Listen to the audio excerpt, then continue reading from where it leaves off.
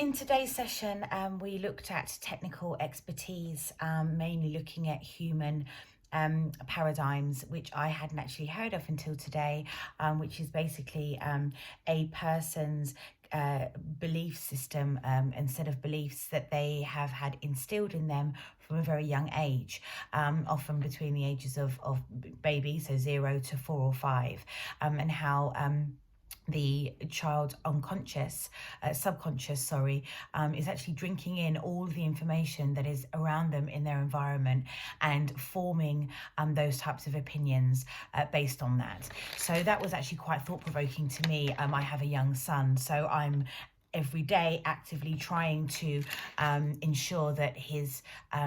thoughts and beliefs are his own and they're not from myself. So the fact that we're looking at this today was really interesting. We looked at a video from Bob Proctor, who talked a bit about how you can actually change your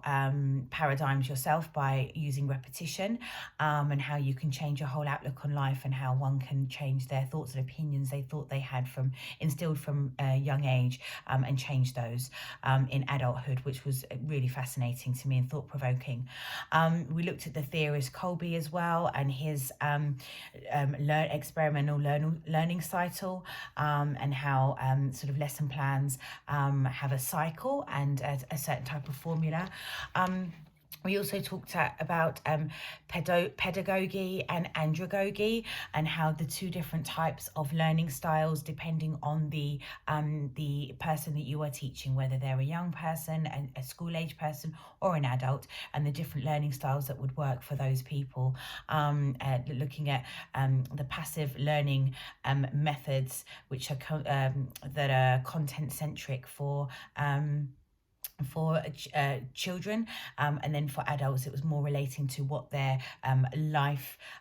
is happening, what's going on. They're relating to workplace situations, for instance. We also talked a bit about behaviorism and the Bloom's